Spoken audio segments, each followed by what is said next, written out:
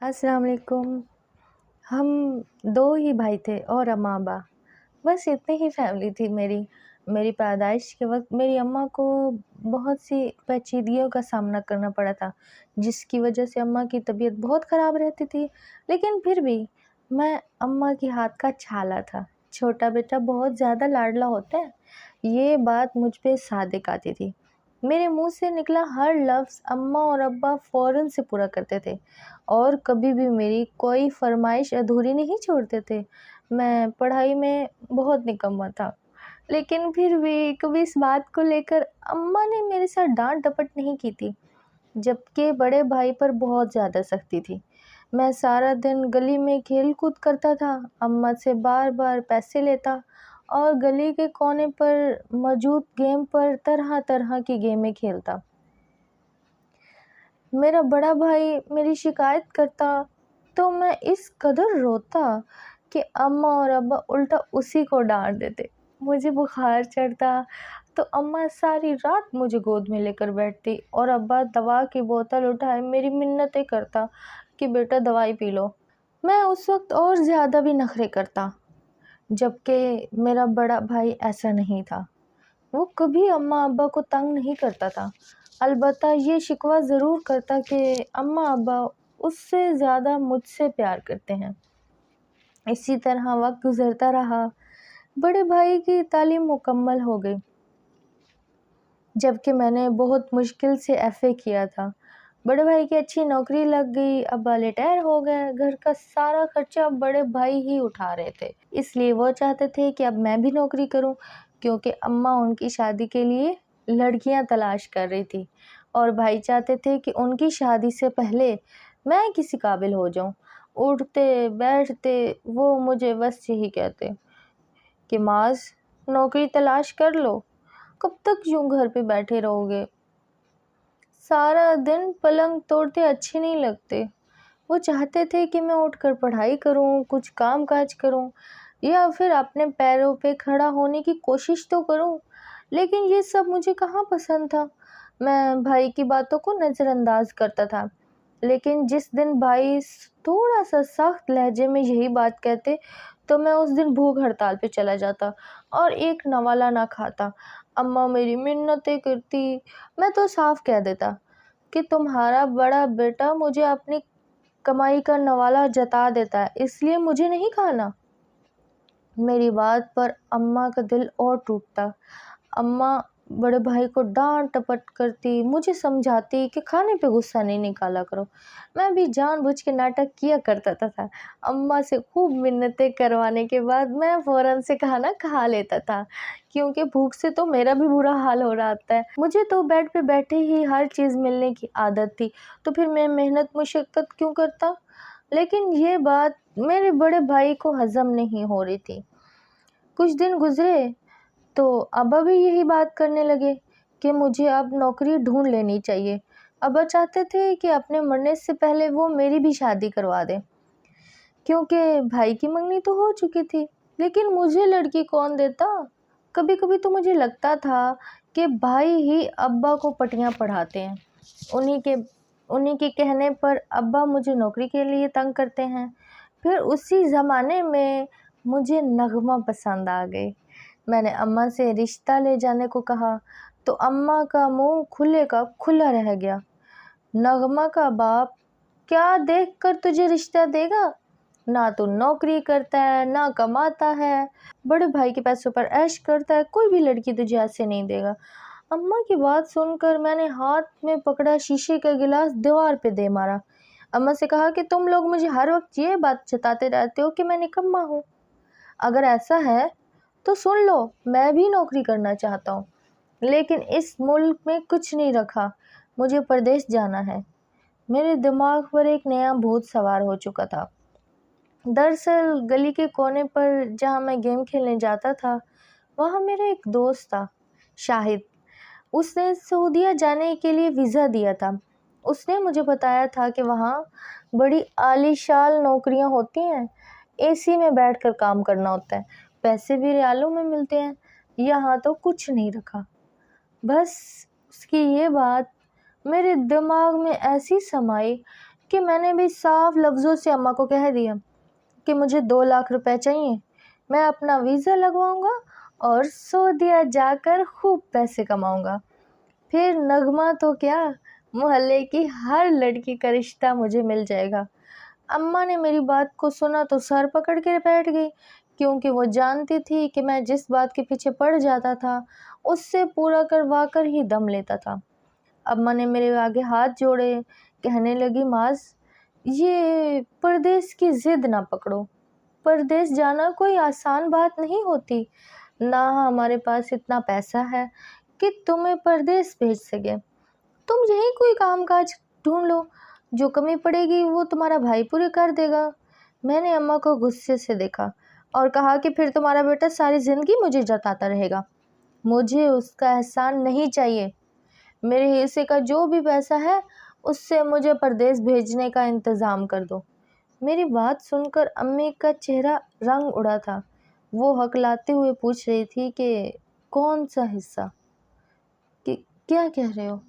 میں نے اماں سے کہا کہ یہ جو ہمارا گھر ہے اس میں بھائی کے ساتھ ساتھ میرے بھی برابر کا حصہ ہے، اس گھر کو آدھا فروخت کر دو اور مجھے میرا حصہ دے دو، میں ان پیسوں سے پردیس چلا جاؤں گا اور پھر ایسے 10 مکان بنا لوں گا، مجھے تم لوگوں کا احسان نہیں چاہیے۔ میں نے 2 ٹوک لفظوں میں اماں کو اپنا فیصلہ سنا دیا اور گھر کا دروازہ پٹک کر باہر نکل گیا، یہ سوچے بنا کہ اس دروازے کی گونج کے ساتھ میری اماں کا دل کیسے لرزا ہوگا۔ بنا سوچے سمجھے میں نے گھر فروخت کرنے کی بات کر ڈالی۔ پھر میں سارا دن گھر سے باہر رہا۔ شام کو جب میں گھر لوٹا تو اماں اور بھائی خاموشی سے چارپائی پہ بیٹھے تھے۔ مجھے دیکھ کر ابا نے اپنے پاس بلایا، کہنے لگے معاذ، تو کیوں پردیس جانا چاہتا ہے؟ وہاں بہت مشقت ہوتی ہے بیٹا، ایسے ہی پیسے نہیں ملتے۔ میں نے ایک نظر ابا پر ڈالی، کہا کہ مجھے آپ کے لیکچر نہیں سننے، آپ میرے حصے کے پیسے دے دیں، میں پردیس جانے کا انتظام کر لوں گا۔ میں اچھی طرح جاتا ہوں، بھائی نے آپ کو روکا ہوگا، یہ نہ مجھے ترقی دیکھنے چاہتا ہے اور نہ یہ گھر بکنے دیں گے، یہ تو چاہتے ہیں کہ میں ساری زندگی ان کی غلامی کروں اور یہ مجھ پر احسان جتاتے رہیں۔ میری یہ بات سن کر میرے بڑے بھائی نے دکھ بھری نظروں سے مجھے دیکھا تھا، پھر کہنے لگے معاذ، تمہاری خود سری اور ضدی طبیعت سے تم بہت نقصان اٹھاؤ گے، کسی کو کچھ نہیں جائے گا۔ میں غصے میں کھڑا ہو گیا اور کہا کہ جو بھی ہے میں فیصلہ کر چکا ہوں۔ ابا نے میری بات کا کوئی جواب نہیں دیا تھا۔ میں نے خود کو کمرے میں بند کر لیا تھا، رات کا کھانا بھی نہیں کھایا۔ اماں دروازے پیٹتے رہتی، مگر میری ایک ہی ضد تھی کہ اس مکان میں سے آدھا حصہ میرا بھی ہے۔ پھر ابا نے صاف لفظوں میں اگلی صبح زور زور سے اماں کو یہ کہہ دیا کہ گھر فروخت نہیں ہوگا، نہ آدھا نہ پورا، کم سے کم میں جب تک زندہ ہوں یہ گھر نہیں بک سکتا، میں نے بہت محنت سے یہ گھر بنایا ہے۔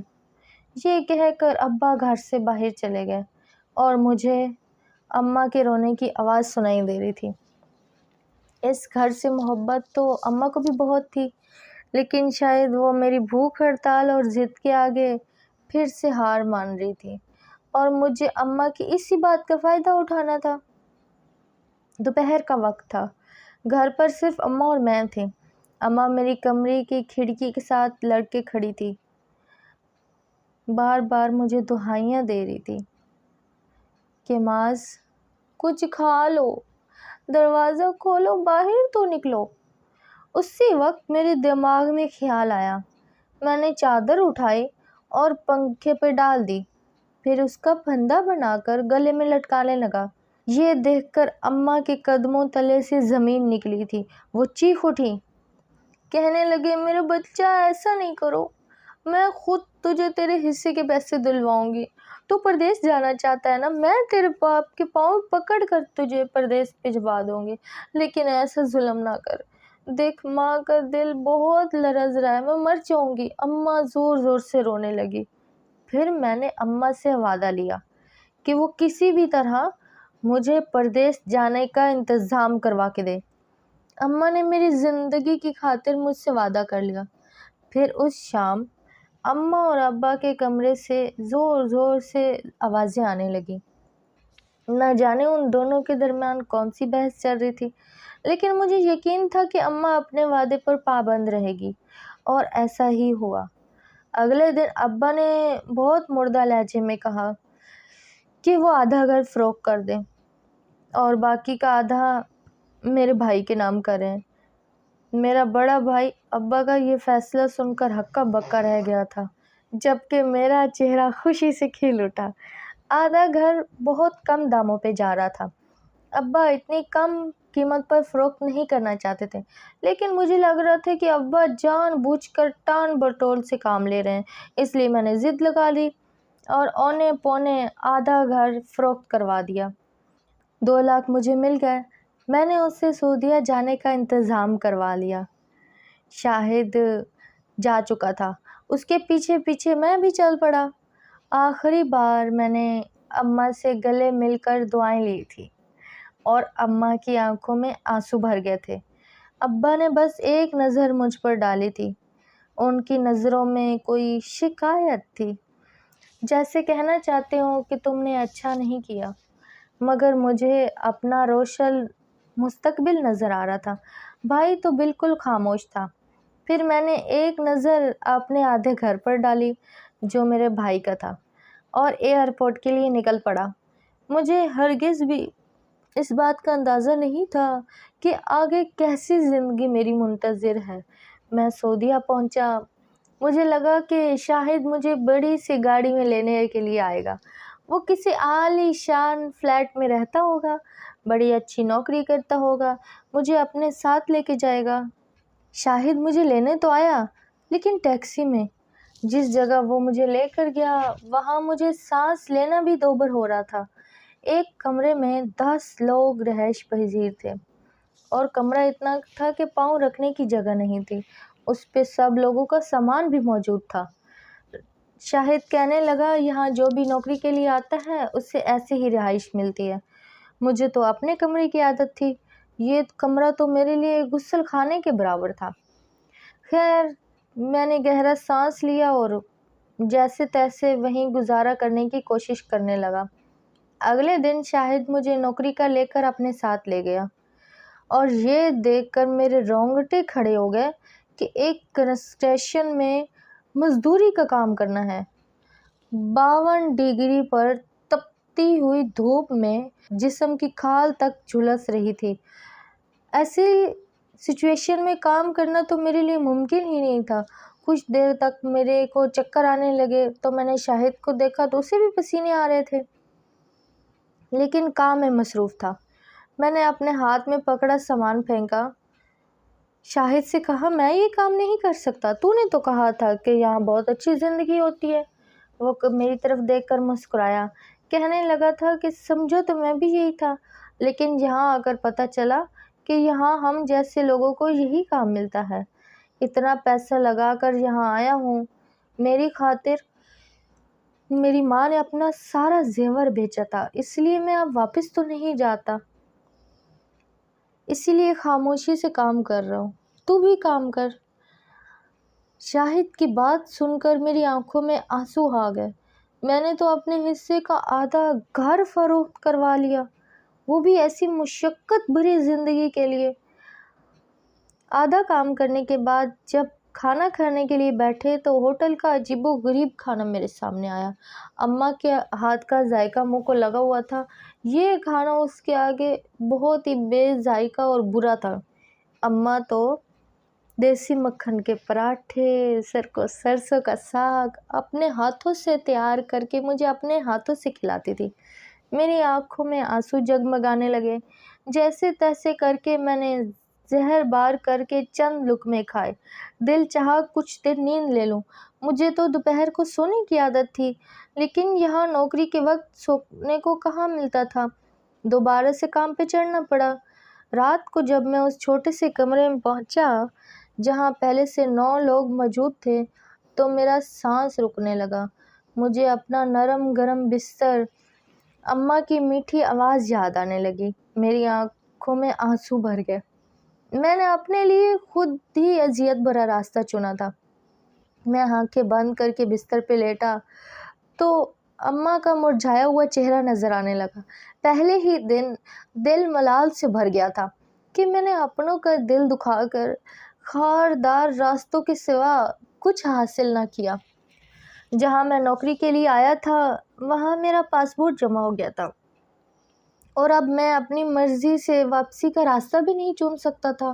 کانٹریکٹ کے مطابق مجھے 2 سال کی واپسی کی اجازت تھی۔ پوری رات میں کروٹیں بدلتا رہا، اپنے گھر کو یاد کرتا رہا۔ صبح میں نے شاہد سے فون کی بات کی تو وہ مجھے ایک جگہ لے گیا جہاں فون کی سہولت تھی۔ پھر میری جیب میں چند پیسے پڑے تھے، وہ دے کر میں نے اپنے گھر فون ملایا تو اماں کی مردہ سی آواز سنائی دی۔ میری آواز سن کر وہ میرا حال حوال پوچھنے لگی۔ پھر میں نے سرسری سی بات کر کے فون کاٹ دیا کیونکہ مجھ سے اپنے جذبات پہ قابو نہیں ہو پا رہا تھا اور میں اماں کو اپنا دکھ، اپنی تکلیف سنانا نہیں چاہتا تھا۔ مجھ میں اتنی ہمت نہیں تھی کہ میں ان کو بتا سکتا کہ میں نے اپنے لیے کیسی اذیت بھری زندگی کا انتخاب کیا ہے۔ آنے والا ہر دن میرے لیے بد سے بدترین ہونے لگا۔ مجھے اب سمجھ میں آ رہا تھا کہ ابھی طرح میں اپنے ماں باپ کے ساتھ کس طرح رہ رہا تھا۔ زندگی کی دھوپ سے میں کبھی آشنا ہی نہیں ہو سکا۔ یہاں آ کر میری گوری چٹی رنگت جھلس گئی تھی۔ میرے ہاتھوں پہ جگہ جگہ چوٹیں لگ چکی تھی، پیروں میں چھالے پڑ گئے تھے۔ میں صبح سے رات تک محنت کر رہا تھا تاکہ چند پیسے کما کر اپنی اماں کو بھیج سکوں۔ میرے پاس ابھی اتنے پیسے بھی نہیں تھے کہ دوبارہ اماں کو فون ملا پاتا، اس لیے میں نے پورا 1 مہینہ انتظار کیا۔ پھر جب میرے ہاتھ میں تنخواہ آئی تو میں نے سب سے پہلے اماں کو فون لگایا۔ دوسری طرف اماں کی بہت بوجھل آواز سنائی دی۔ میں نے اماں سے خیر خیریت پوچھی تو اماں نے سب ٹھیک ہے کا جواب دیا۔ بھائی کے بارے میں پوچھا تو اماں خاموش ہو گئی۔ پھر کہنے لگی، تیرے بھائی نے ایک اچھی جگہ گھر دیکھ لیا ہے، اب وہ یہ گھر فروخت کر کے وہاں جانا چاہتا ہے۔ تیرے ابا بہت بیمار ہیں، بستر سے لگے ہیں، ہو سکے تو آج کل میں ہم یہ گھر چھوڑ کر دوسرے گھر شفٹ ہو جائے۔ اماں کی بات سن کر میرا دل بیٹھ گیا۔ میں نے سوچا بھی نہیں تھا کہ بھائی اپنے حصے کا آدھا گھر فروخت کرنے کی بھی بات کر سکتا ہے، لیکن اگر میں وہاں سے نکل سکتا تو بھائی کیوں نہیں۔ میں نے اماں کو سمجھایا کہ آپ پریشان نہ ہوں، آپ بھائی کے ساتھ اچھی جگہ چلی جانا، جلدی میں بھی واپس آ جاؤں گا۔ اماں نے میری بات کے جواب پر بس خاموش رہنا ہی مناسب سمجھا۔ پھر ایسے ہی 1 مہینہ گزر گیا۔ چند پیسے میں نے اماں کو بھجوا دیے تھے۔ پھر 1 مہینے بعد جب میں نے اپنی تنخواہ پر فون لگایا تو پتہ چلا کہ میرے ابا اس دنیا میں نہیں رہے، ان کا انتقال ہو گیا ہے۔ یہ سن کر میں ایسے پھوٹ پھوٹ کر رویا جیسے کوئی چھوٹا بچہ روتا ہے۔ باپ کا چلے جانا مجھے اب پتہ چلا تھا، اب احساس ہو رہا تھا کہ میں نے کتنا بڑا نقصان اٹھایا ہے۔ میں نے اماں کو بس فون پر دلاسا دیا اور فون بند کر دیا کیونکہ اس کے سوا میرے پاس کہنے کو تھا بھی نہیں کچھ۔ جیسے تیسے کر کے میں نے 6 مہینے گزارے۔ بس میں کبھی کبھار فون کر پاتا تھا جس پر اماں اپنی خیر خیریت کی اطلاع دیتی تھی۔ پھر 6 مہینے گزرنے کے بعد گھر کا فون بند جانے لگا۔ میں جب بھی فون ملاتا نمبر ہی نہیں لگتا تھا۔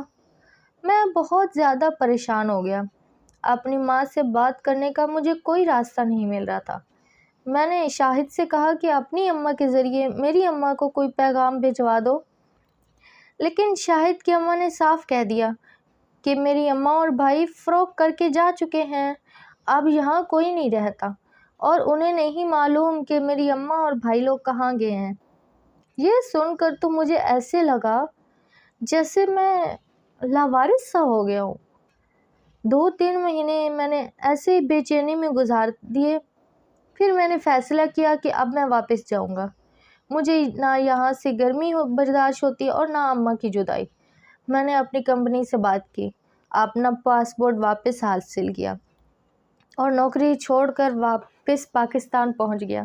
میں نے سوچا کہ پرانے گھر جاؤں گا تو وہیں سے اماں کا کچھ ملاقات حاصل ہو جائے گی۔ اسی لیے میں ایئرپورٹ سے سیدھا اپنے پرانے گھر پہنچا۔ دل و دماغ میں بہت سارے خیال آ رہے تھے۔ میں نے سوچا تھا اماں کے پاؤں پکڑ کر ان سے معافی مانگوں گا، اپنی غلطیوں کی تلافی کروں گا، ان کی خوب خدمت کروں گا اور اب کبھی بھی انہیں پریشان نہیں کروں گا۔ لیکن یہ دیکھ کر میرے قدموں تلے سے زمین نکل گئی تھی کہ میرے پرانے گھر کے باہر میری اماں کا جنازہ رکھا تھا، جسے لوگ کندھا دینے ہی والے تھے۔ یہ دیکھ کر میری چیخ نکل گئی تھی۔ میرا بھائی وہیں کھڑا تھا۔ میں اس کے سینے سے لگ گیا، پھوٹ پھوٹ کر رونے لگا۔ اس سے پوچھا، اس نے بس یہی کہا کہ اماں کو رات کو اچانک سے انتقال ہو گیا۔ اماں کی خواہش تھی کہ ان کا جنازہ پرانے گھر سے اٹھے، اسی لیے انہیں یہاں لایا گیا۔ سارے محلے والے جمع تھے۔ ہم نے اماں کی تدفین کی۔ تدفین کے بعد میں ایسے ہی پرانے محلے میں چلا آیا تاکہ کچھ دوستوں سے میل ملاقات ہو جائے۔ شاہد نے اپنی اماں کے لیے کچھ سامان بھیجا تھا۔ وہاں پہنچانے کے لیے میں شاہد کے گھر گیا تو شاہد کی اماں نے مجھے اپنے پاس بٹھایا اور پھر جو کچھ بتایا وہ سن کر تو میرے سر پر آسمان جیسے ٹوٹ پڑا تھا۔ شاہد کی اماں روتے ہوئے کہنے لگی، تیری ماں نے بہت دکھ دیکھا ہے، تو اپنے حصے کا گھر فروخت کر کے چلا گیا، لیکن تیرا بڑا بھائی اس بات کو لے کر بہت لڑائی جھگڑا کرنے لگا تھا۔ اسے بھی کسی اچھی جگہ جانا تھا۔ اس کا کہنا تھا کہ چھوٹے کو تو باہر ملک بھیج دیا، میں اس پرانے محلے میں رہوں۔ وہ بھی چاہتا تھا کہ اپنے حصے کا گھر بیچ کر کسی اچھے علاقے میں چلا جائے، لیکن اس گھر میں تمہارے باپ کی زندگی تھی۔ انہوں نے جب یہ گھر پورا فروخت ہونے کا سنا تو ان کی حالت خراب ہو گئی۔ پھر روز روز کے لڑائی جھگڑوں سے انہیں ہارٹ اٹیک ہو گیا۔ ان کا انتقال کیا ہوا، تمہارا بڑا بھائی منمانیوں پر اتر آیا، پھر اس نے یہ گھر فروخت کر دیا، زبردستی تمہاری ماں کو لے کر یہاں سے چلا گیا۔ تمہاری ماں کا اس محلے سے دل لگ گیا تھا، وہ یہاں سے جانا نہیں چاہتی تھی۔ کبھی کبھی وہ ہم سے ملنے بھی آتی تھی تو خوب روتی تھی، بتاتی تھی کہ وہاں پر اس کا دل نہیں لگتا، کوئی اس کا خیال رکھنے والا ہی نہیں ہے۔ وہ پوری طرح ٹوٹ گئی تھی، تمہیں بھی بہت یاد کرتی تھی۔ شاید اسی وجہ سے زیادہ دن جی نہیں پائی اور اس دنیا سے چلی گئی۔ گزرے 8 مہینوں میں تمہاری ماں نے دن رات تمہیں یاد کیا، لیکن تم دونوں ہی بیٹوں نے ماں باپ کو بہت دل دکھایا۔ تمہارے باپ نے تو تمہیں ہتھیلی کا چھالا بنا کے رکھا تھا۔ یہ اولاد بڑی آزمائش ہوتی ہے۔ یہ کہہ کر شاہد کی ماں بھی رونے لگی، ساتھ ساتھ میں بھی رو پڑا۔ ٹھیک ہی تو کہہ رہی تھی، واقعی میری ایک ضد نے واقعی سب کچھ برباد کر دیا۔ کبھی کبھی میں سوچتا ہوں کہ کاش میں ایسی ضد نہ لگاتا، محنت سے کام کرتا، یہی اپنے ماں باپ کی خدمت کرتا، تو آج میری بھی زندگی اچھی ہوتی۔ نوکری تو میں ابھی بھی کر رہا ہوں، اچھے پیسے بھی کما رہا ہوں، لیکن اب میں اپنے ماں باپ کو کھو چکا ہوں، اور اس بات کا ملال مجھے ساری زندگی رہے گا کہ میں اپنے ماں باپ سے معافی بھی نہیں مانگ سکا، جنہوں نے مجھے اتنا پیار دیا، میرا اتنا خیال کیا۔ میری وجہ سے آج وہ اس دنیا میں نہیں ہے، اور اس بات کا مجھے پچھتاوا ساری عمر رہے گا۔ میں اب سب سے کہنا چاہتی ہوں کہ اگر کسی کے ماں باپ اس کے ساتھ ہیں تو پلیز اس کی قدر کریں اور کبھی بھی ان کو دکھ نہ دیں، کیونکہ آپ کی چھوٹی سی غلطی کی وجہ سے ان کی زندگی جا سکتی ہے۔